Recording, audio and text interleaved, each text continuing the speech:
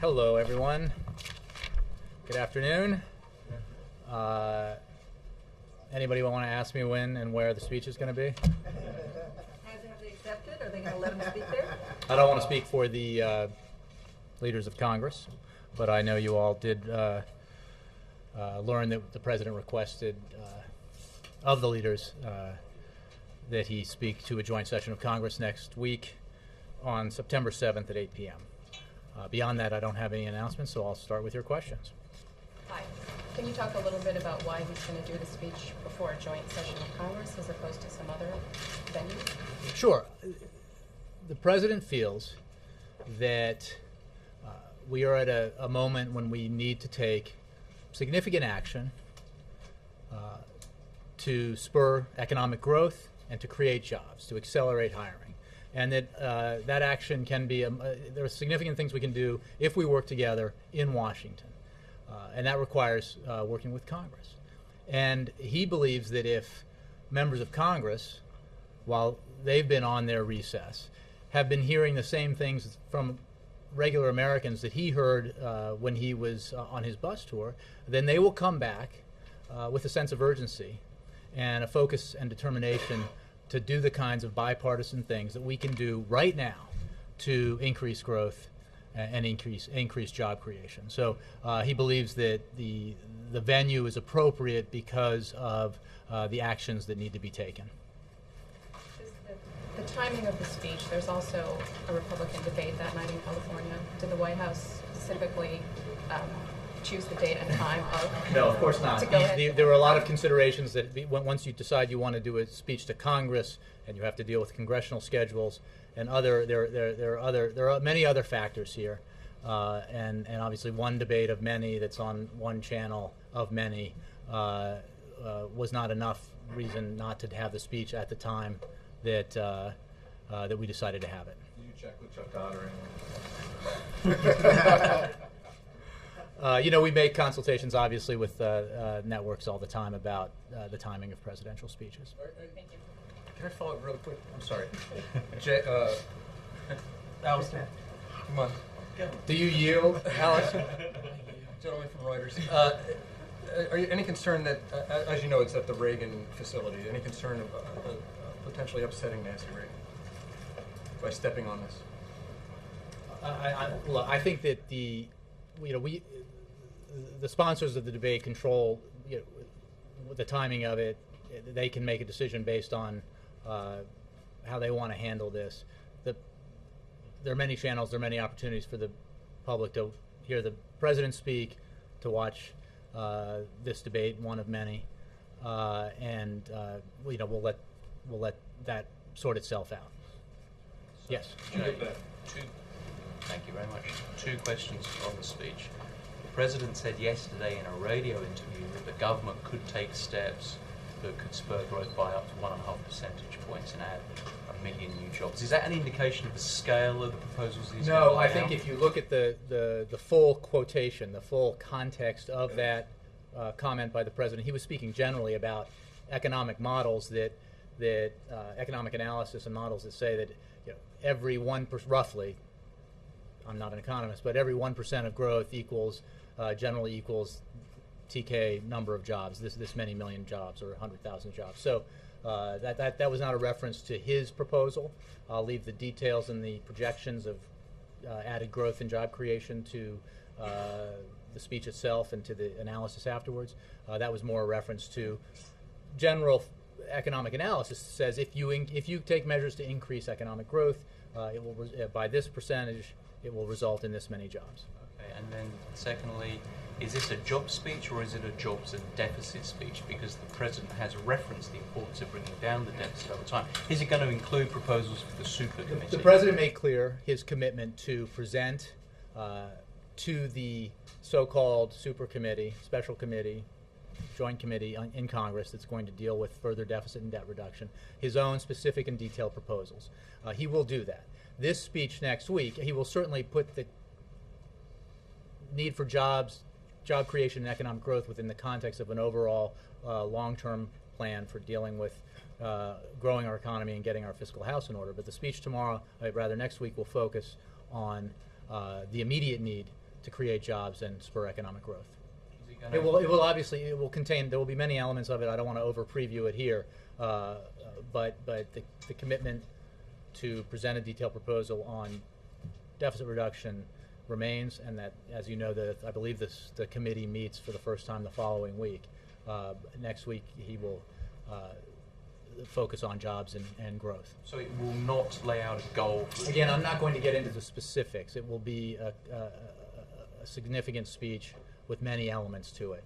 But I don't want, I want to be clear that that the President is focused very much on steps we can take together, Congress, the administration, to grow the economy and create jobs at this important time in the American economy. On Housing Day, is the White House working on a new proposal at this point? As you know, restoring the health of the housing market after its dramatic collapse is an important goal, and it's not an easy task.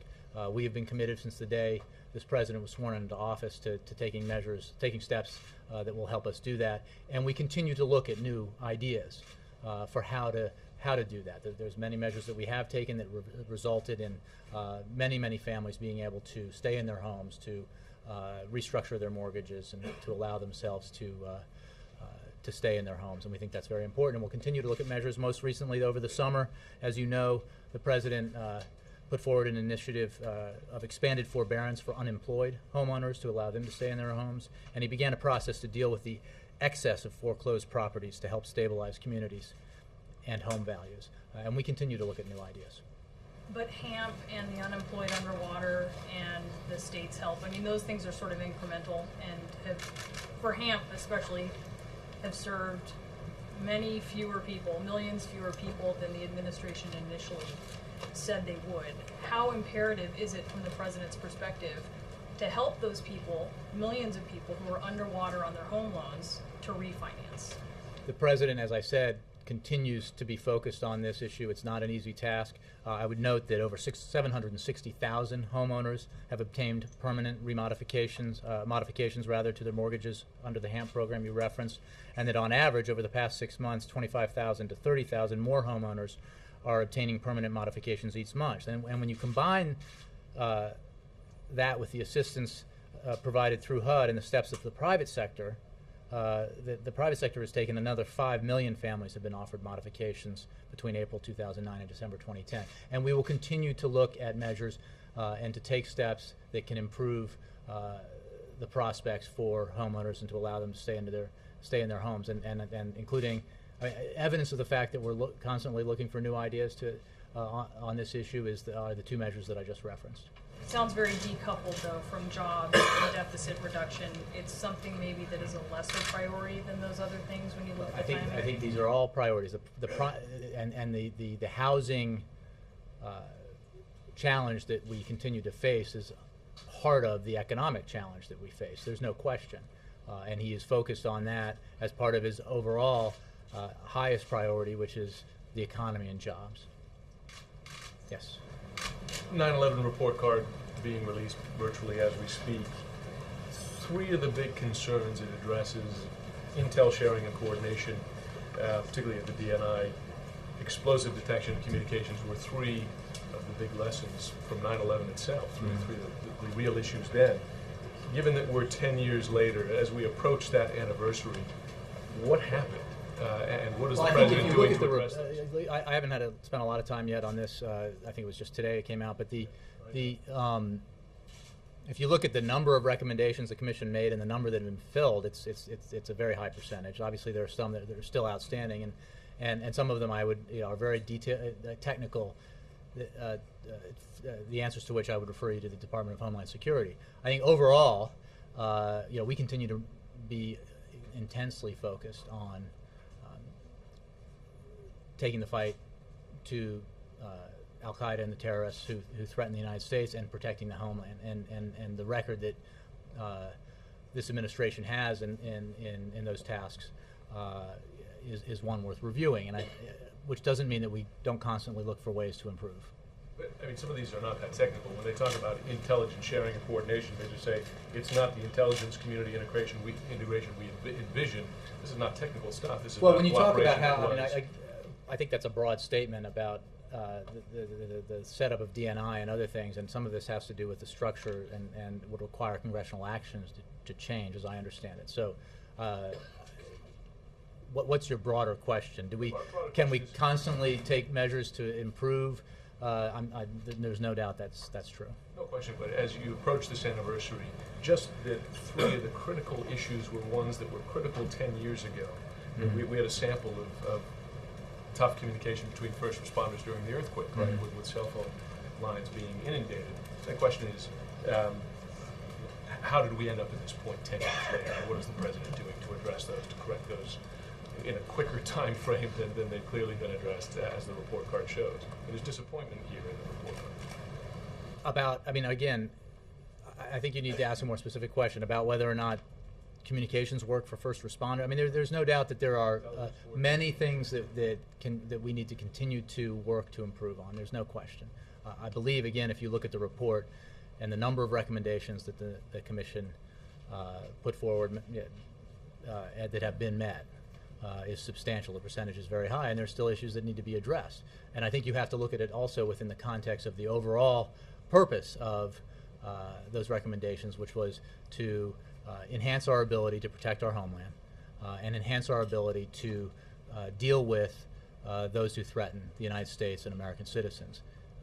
And you can certainly look at the things that this administration has done, as well as the previous administration, to address those issues. And if you do, you can certainly note some successes. Yeah. Leader Reid and Speaker Boehner accepted the President's request to address the joint session? I have not. Obviously, we just submitted this letter. I have not heard from them yet, personally. The President is requesting this time to address the joint session of Congress. At the same time, Republicans are holding a debate. Would you describe that timing as coincidental? I was already asked this, actually, by the first question by Darlene, and I think I answered it. It is coincidental. The President committed to speaking next week after the Labor Day holiday and immediately upon Congress's return. And there are a lot of factors that go into scheduling a speech before Congress, a joint session speech. And again, you can never find a perfect time. There are major events that occur on television. There are other issues that you have to deal with, as well as congressional scheduling and the president's scheduling. So, as I just noted, there are many channels, there are many opportunities for people to watch the president, and obviously an opportunity for people to watch the debate. And I leave it, the network involved here can decide how it wants to deal. You mentioned congressional scheduling, so there was something that Leader Reid or Speaker Boehner suggested that date. I'm saying that Congress isn't in session, is not back on Monday, for example, or on Friday. It's not, there are other issues that have to go into any of these kind of scheduling decisions. The President has a lot of things he's talked about ways to jumpstart the economy. Some of the proposals would cost tens of billions of dollars, hundreds of billions of dollars, like the payroll tax cut. Is the President planning to propose something that would be deficit neutral, in other words, would be paid for with deficit? The President has already made clear that precisely because we need to take measures to enhance growth, accelerate hiring, he will call on the committee dealing with the need for fiscal soundness to overshoot its goals, to pass a program that, his program will call for greater deficit reduction, greater savings than the targets set by the legislation that created the supercommittee. Right, I'm sorry, I'm trying to decouple these two things. One is the job speech. The answer is one yes, the it will be long-term paid for. deficit reduction. Absolutely But paid the for. job speech stuff will be paid for. Yes. Jay, so given the scheduling, other things in the air on the speech, but is there an added bonus for the White House to for you to say We it's have just a no total interest in. coincidence, you We're have not. Look, they could. Again, there's one president. There's 20 some odd debates. There's, this is an important moment for our economy. Congress is just coming back. He is addressing an issue that is of great significance to the American people as well as to the Congress. And there are many opportunities for the American people. There's the choice they can make to watch the president, to watch a debate. Debate could be, again, the network could make a decision to alter the timing of the debate by an hour if it's so decided, or the sponsor of the debate. Again, it can't. You know how this works because you work in television. There is no perfect time. I mean, there's not been a time in my short period time in this job where I have called the networks and said, how about now? Does this time work for the president to speak? There's always it works for two of us, but not the other three of us. Right. So I understand we also work in a political world where Sure. it's not like this White House doesn't know that the Republicans are trying to trump the president that night. So that didn't play a factor at all. It did not. I can honestly tell you, and again, the president. This is about the president addressing the American economy, the need to grow the economy, the need to create jobs. This is the right time to do it, the right day to do it, given all the other considerations. So that's why we asked for it. And on the economy and jobs, you say in the speech you want to talk about bipartisan proposals, things that Republicans could support. It seems like he started the ball rolling today with the highway jobs. But we heard the same talk from the president in January of 2009 with the stimulus, shovel-ready projects. This was going to create a lot of jobs. They didn't pan out. So what's really new about this? Let me distinguish. Why would the American people be confident that the jobs are going to be created? Well, Ed, I know that you know the history better than that every independent economist attests to the fact that the Recovery Act added 3 million jobs, I believe, to the economy, created or saved 3 million. I'm not saying it did not create jobs. I'm just saying it didn't create as many as you said. I understand it's a political issue that some folks are arguing that it didn't do enough. Obviously, others on the other side argue that it should have been bigger and could have done more. What is an indisputable fact is that the hole created by the recession that this president took office during was 8 million jobs large.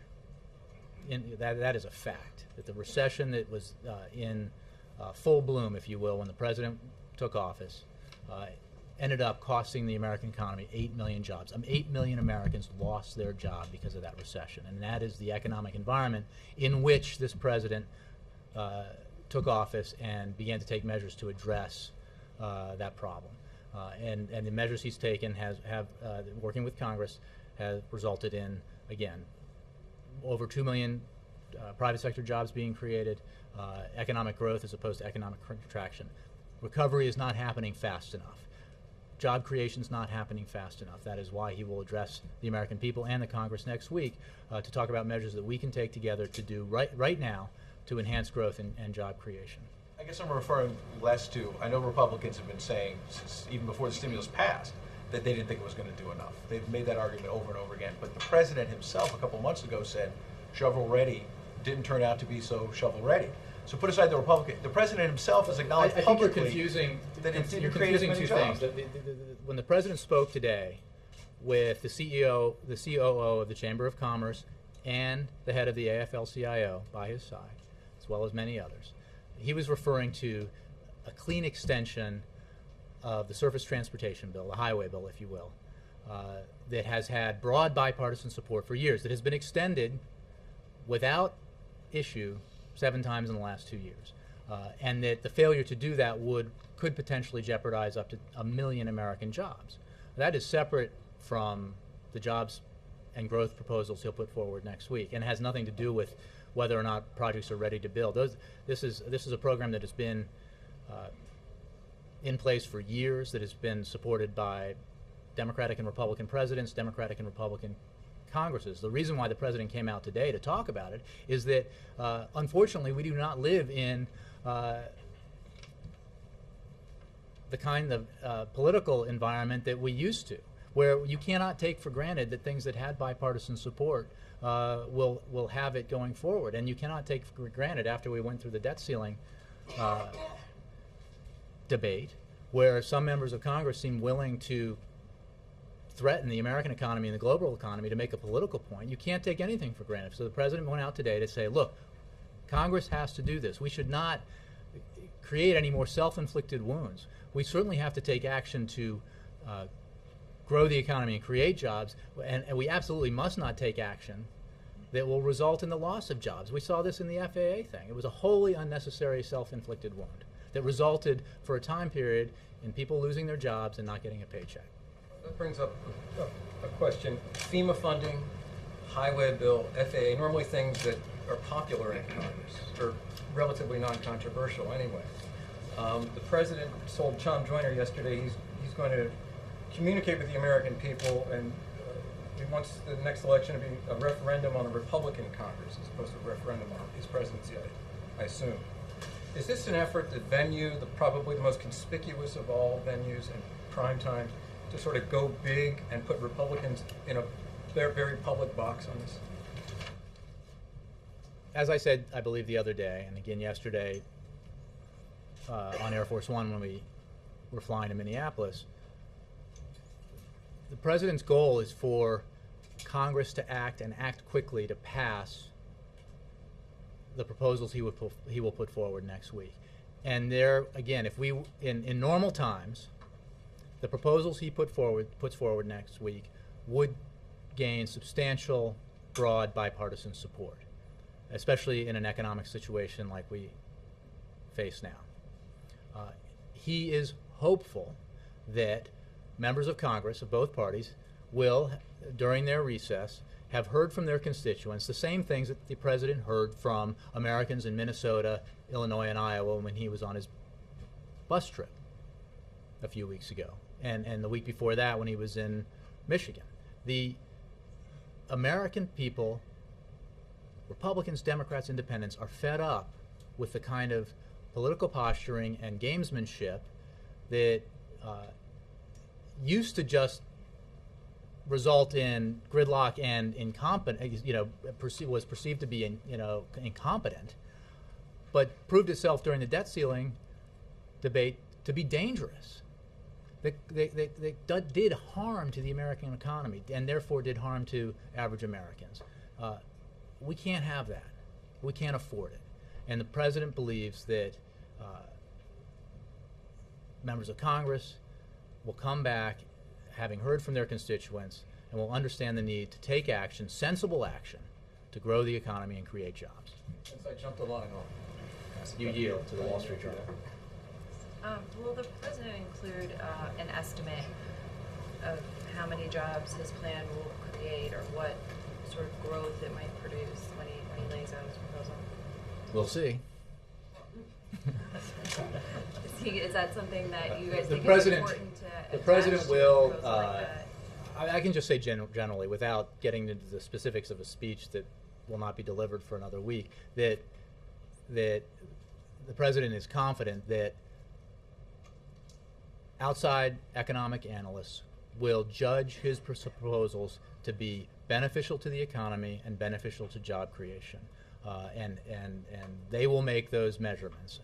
As far as what projections we make, that remains to be seen. But we are absolutely confident the kinds of proposals the president will make will be judged by reputable, nonpartisan, independent economic analysts to be pro-growth, pro-job creation. Considering the weight the housing market has on the economy, is he going to offer any new proposals for the housing market? I was just asked this question, and again, the president believes that and understands that the challenges facing the housing market after its collapse remain, and that we will continue to take steps, as we've taken since the beginning of this administration, to try to alleviate that, to help homeowners stay in their homes, and we are constantly evaluating and new ideas and taking action, as he has just this summer with the two programs I mentioned. And by constantly, I mean not just in the past, but going forward. Just one more thing on the debate. Would the president prefer, would he like that the organizers move it up so that it doesn't coincide with his speech? Again, we're not going to get into the scheduling for sponsors of debates or television. We, given the options we had, the fact that we believe that it is the right venue and the right time to speak for this kind of a speech, we asked for the time that we asked for. The reason why I ask is because we would be you perfectly hear him talk happy a lot to about have democracy and the importance of the American Absolutely, process, and we and would a be debate happy. like this is an important piece of that process. Sure. And so I'm just wondering, is he at all concerned that by him delivering his speech at the same time as this debate, that he's As somehow his depriving press Americans of the secretary and opportunity to somebody get an involved in his educated communications, opinion on these candidates. putting aside whatever the competing opportunities on television are, whether it's the the Wildlife Channel or the Cooking Channel, or political. But I wish that I could say that just maybe the Wildlife Channel. But what I mean is that. Would it were so that I could be sure simply by having the President of the United States speak at a certain hour that every American who's watching TV would be watching him. I wish that were the case. Certainly a substantial number of Americans will. I would personally, and I'm sure the President feels the same way, welcome if the sponsors so chose and the candidates so chose to adjust the timing of their debates so that it didn't conflict. That would be completely fine with us in the spirit of democracy and that. But again, I think that we live in such a world of choices in terms of getting information and watching media that there'll be ample opportunity for Americans to hear and see the president, ample opportunity for Americans to hear and see candidates for office, and so we'll just carry forward with our plan. Jay, just a quick follow-up. Jay, you and the Mayor. president and others keep using the term bipartisan to describe the ideas that he's going to announce. By any historical measure, yes. Okay.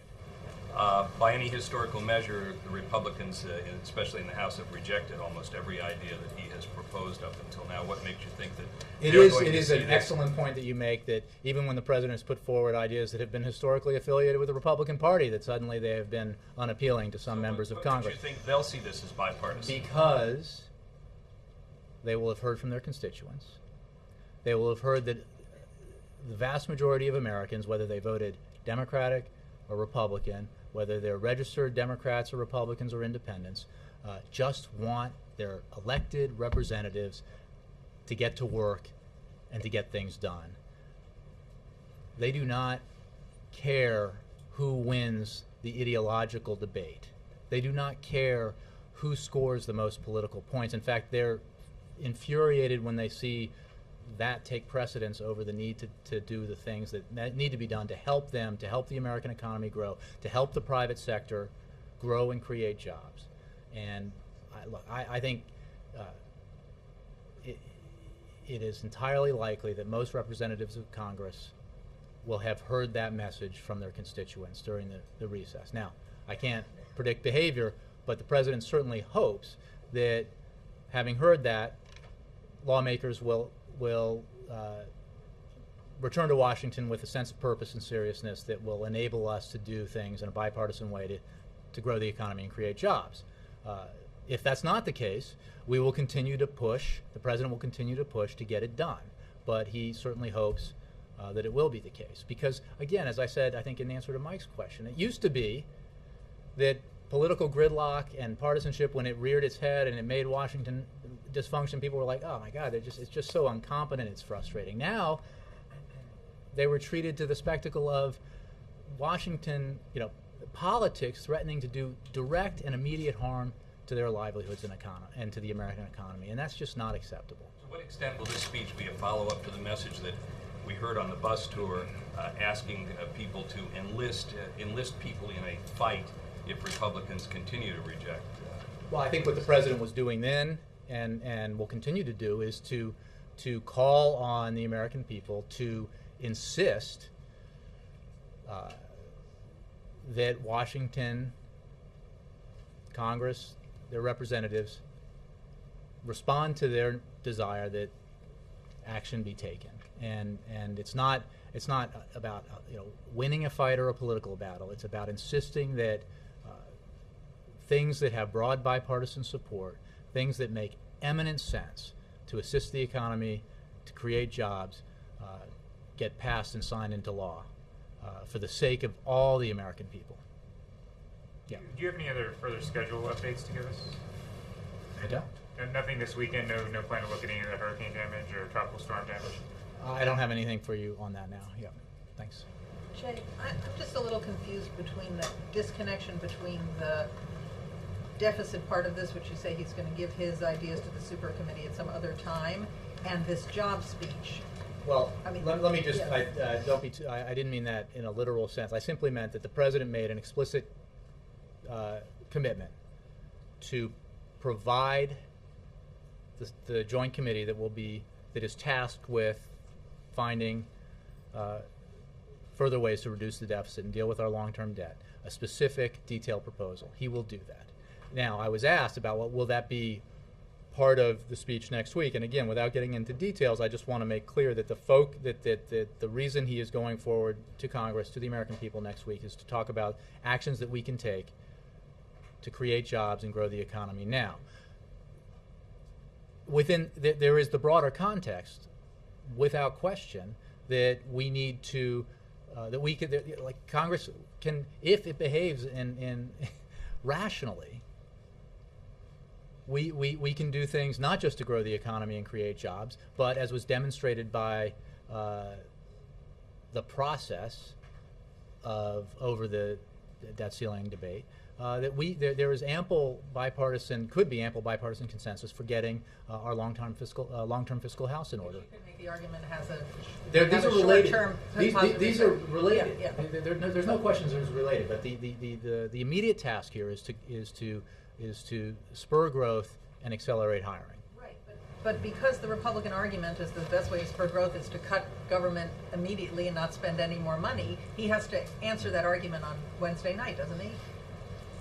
Well, look, again, I don't want to get into the specifics. There's no question that within the context of this, he will, as he has in the past, talk about how we can take actions now to enhance growth and accelerate hiring within the context of doing the things that we need to do for the long term to get our deficits under control, our debt under control, and to create the kind of economic environment we need to dominate the 21st century in the same way we did the 20th. And that includes investments in infrastructure, education, clean energy, and the like. But when you said to Nora that yes, this will be paid for, I'm assuming you're saying it will be paid for over the long term. These are short-term, immediate investments to spur job creation. The pay-fors are long-term. Yeah, I'm not going to get into specifics about the line items within the proposals and how they. Well, I mean, and how what the president's committed, as he made clear, to for more deficit reduction than has been mandated by Congress. And one of the reasons to do that is to pay for the measures that need to be taken to grow the economy and create jobs now. We'll discuss that on Wednesday. I think I've said, I mean, I think the answer is yes, but I want to be understood that the focus here is on jobs and economic growth. I mean, which is not to say that all of these are of a piece. What needs to be done now is Congress needs to come back, having heard from their constituents, and do the things that the president will put forward that should have bipartisan support, that will be judged by economists and independent analysts to be pro-growth and pro-job creation, and to take action quickly so that those things can have an effect. He will also, Congress has mandated, as part of the agreement that was reached to raise the debt ceiling, that this super committee take action by shortly before Thanksgiving that would further reduce the deficit and reduce the debt. And the president's going to be very engaged with a specific and detailed proposal about how he believes we should do that in a balanced way, in a way that will actually enhance growth, enhance confidence, and not balance the budget on the backs of individual sectors of society, so that some sectors can continue to get, broad tax cuts or enjoy loopholes in the tax code or subsidies. So that will be all part of the package. Yeah. Three of the Republican candidates for president are sitting House members.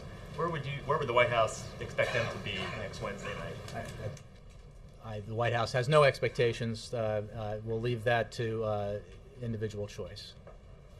Okay. Foreign affairs, Syria. You already called. Foreign what? Affairs? Oh yeah. Yes. You called Syrian President Assad to step down weeks ago, and some other Western countries also did that. Yes. But it looks like the crackdown is going on. Nothing has changed. My question is, what is the next step? And well, I think, as you probably know, as recently as yesterday, we identified other individuals, members of the Syrian regime, for targeted sanctions, including the foreign minister. We continue to ratchet up the pressure on the Syrian regime. As you noted, we recently called for President Assad to step down. His opportunity to lead a transition is ended. He squandered it. He has lost his legitimacy. And we will continue to work with our international partners to take actions that will increase pressure on Syria, to allow the Syrian people, the Syrian regime rather, to allow the Syrian people to determine their own future. Though there are countries like Turkey you have been praising, and they have not taken any kind of steps on the sanctions regime, and some other Muslim countries, I mean none of the Muslim countries. My question... Well, I think you're discounting the significance of the fact that the Arab League, of the Arab League's critique, and of Turkey saying that it has lost confidence in the Syrian government. I mean, it is... I think we digest these historic things rather quickly and discount their importance. I mean, we have been through this process over a number of months here of historic and rapid change in this region. As each of these countries have experienced dramatic upheaval, I have, and the President and others have stood before you and asked, why isn't this happening sooner? Why isn't this happening now? Why aren't you doing this now? And I would simply say that a little historical perspective is required here to examine the scope and the breadth of change that has taken place in this region. And it is important to recognize for Libya, with regard to Libya, for example, that Libyans marched into Tripoli and took back their government. Not foreign forces. Libyans did. And that has broad significance for the region and broad significance for the potential for positive developments in Libya going forward. So when I get questions, but nothing's changed, everything's changed. Things have changed dramatically every day in Syria, in Libya, in the whole region. So I understand impatience, and certainly for every day that the Syrian people suffer at the hands of the Assad regime is a day too many, and I get that. But we are working with our international partners to ratchet up pressure on the regime. We have called for Assad to step down. We will continue to take actions to isolate and pressure is that the no-fly zone under any consideration right now? I don't want to speculate about what other... well, first of all, I think we've addressed military action, but I don't want to speculate on other measures that may or may not be considered. It's been a long time. Christy, how are you? The 9/11 recommendations included a civil liberties oversight board, which I understand the president has not appointed 3 of the 5 members to, nor a chairman or a chairperson. Mm-hmm. Do you know why? I honestly will have to take that question. I think, as I said to Jim, I just haven't spent a lot of time yet on that. I was focused on this speech the president's giving next week. Yeah. Just to more generally, though, the 9/11 Commission said if they had to give a grade for the implementation of the recommendations, they would give it a failing grade. And I just wonder if the president feels that most of the recommendations have been carried through as far as they responsibly can, and are we now verging on some civil I think that issues this is not a finite process. That we will, I mean, when every recommendation, if let's just say posit that every recommendation should be and is fulfilled, this administration or any administration that were in our place would not stop then and think that everything we could do to prevent another terrorist attack like 9/11 has been done, because the work will continue. The need to improve our intelligence gathering, our intelligence coordination will continue. The need to enhance our capacity to go after Al-Qaeda, its affiliates, or its successors will continue. The need to remain hyper-vigilant will continue, and we will always take steps because there will always be room for improvement. So I confess I haven't had a conversation with the president about this report, so I don't want to put words in his mouth, but I don't think that it's a finite process. Glenn. Jay, 2 questions about the speech. The media sponsors for the debate are big boys, and they can sort of take care of themselves on this. But it's also sponsored by the Reagan Library, and Mrs. Reagan is very much involved.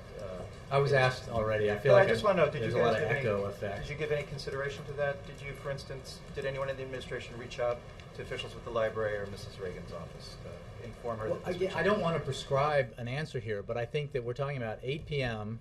East Coast time, 5 p.m. West Coast time, it doesn't seem terribly complicated to, we could all work, Republicans might enjoy the prospect, the candidates might enjoy the prospect of responding to the president, right? So, again, but it's not for us to decide how that plays itself out, and everyone will decide according to their own best interests, I'm sure. Now on to the speech itself. We spent a fair amount of time on that bus tour. We're talking about bipartisanship. You know you enjoyed every minute. I enjoyed it. It was wonderful. The fantastic corn dogs pie. were terrific. The pie was great. You guys talked a lot about bipartisanship. The Republicans are always accusing the president of being Professor Obama, standing up at a lectern, telling them what to do. How does this particularly move this process along of actually getting a negotiated deal? He will put forward specific proposals that can be acted on by Congress. That way, Congress legislates, right? They take legislation, they debate it, they work on it, they pass it, and it gets signed into law. I mean, this is the way the system has worked since its creation. So, but we've also had presidents who have negotiated more directly and had a better working relationship with members of Congress. Not in my time. Has the president spent any over this summer period? Has the president reached out to any of the leadership? Is there any attempt to sort of build these private bridges as opposed to having these large public events? Glenn, as you know, and as you exhaustively covered, and everyone here, and as the American people witnessed and probably grew exceedingly tired of, the president spent an inordinate amount of time with the leaders of Congress earlier this summer, in telephone conversations and private meetings and meetings that you all were brought into at the top of or bottom of. I don't think the American people, or for that matter, members of Congress, are looking for more quality time with the president or anyone else. They want things done. The president will put forward proposals that should, and in a normal world, have broad support. And he hopes that they will once he puts them forward next week, and Congress will act, because the American people want Washington to work, and they're fed up with Washington not working. And when it becomes a question of harm as opposed to incompetence, it's even more frustrating. Alexis, and then John. Alexis. Jay, as the president's considered the options for the jobs initiatives that the advisors have gone over with him, can you describe how he has weighed what job creation could be available immediately, if that's the imperative? And I'm thinking in terms of what he learned from the not enough shovel-ready jobs. In other words, he's not talking about jobs in 2014, he wants them now. Well, I think it's fair to say that we want action to be taken soon, so that because those actions will have a direct and quick effect on economic growth and job creation. You know, the slowing of our recovery, the slowing of job creation needs to be addressed now. So yes, we're interested in measures that would have quick effect. So but he applied that template when he was weighing them, right? And well, I think the whole economic team was looking for, led by the president, was looking for, has been examining proposals, listening to ideas from outside, people that the president has met with and spoken with, as well as members of his team, that are effective, that, again, judged by independent outside economists and analysts, will be judged pro-growth and pro-job creation, and will take effect quickly, because the need is now. But within the context of his overall vision that he has discussed frequently about the need to make wise, even as we get our fiscal house in order, one of the reasons why you need to take a balanced approach to deficit reduction is so that the burden of it is fairly shared, but also to allow for the kinds of investments in innovation and infrastructure and education that will ensure that we grow economically, not just next year or the year after, but into the next decade and beyond. So that's part of his overall vision, because that's why we need to dominate the industries of the future, the innovative industries of the future. That's why we need to educate, to take measures to invest in education, because education is directly related to your capacity to compete globally. I mean, the Chinese, the Germans, nobody else is waiting around to win this competition. So we have to move quickly in concert with Congress to do the things necessary to assure that America remains the most powerful economy in the world. So if Congress worked with him to enact legislation this fall, We'd be very happy. Could he credibly make the case that Americans could see jobs before the end of the year? That it would Again, I don't spur want jobs? to. I think obviously it depends on how quickly Congress acts, what the specifics of the legislative proposals are, and how they get implemented. But I do say yes to your question, which is was the focus here on proposals that would take effect quickly? Yes. Wait, John, and then yeah. Just to clarify on Glenn's question, are you realizing what happened earlier in the summer? Are you saying that there has not been private consultation with Republican leaders over the most recent recess on the president's expectation for what will happen after Congress gets back? That's A. And B, do you envision the timeline for Congress to respond to the president to be the same one that the special committee is working off of? That is, it goes through Thanksgiving and then action in December? That's on the Do you see deficit. That's on the deficit reduction. Correct, yeah. correct. Do you see that No, same I pleasantly timeline believe for we can- jobs? that- or No, the Congress should on measures that can be taken that should have bipartisan support that could grow the economy and create jobs. Congress could and should act quickly and should not wait until Thanksgiving or What Christmas. do you think is the realistic window for Congress either to act or not act on I'll this? leave that to you to decide or to analyze. We again, I think it goes back to questions I took in the beginning. It depends on the disposition of lawmakers as they return from their recess and what they heard from their constituents and the kind of imperative they're operating under when they get back and what their priorities are. And on Glenn's point, no additional, beyond what happened before the break, no additional private consultation? The with president is, members? well, you called them private consultations, so if I talked about them, they wouldn't be private, right? So the president is in conversation with leaders of Congress frequently, or has been, again, broadly speaking over the last weeks and months. I'm not going to get into specific conversations he has had about these proposals that he's putting together, except to say that, as I did, I believe, the other day, that he's consulted with folks outside of the administration as well, obviously, as with his economic team. I think I just was called to a conclusion here. Thanks.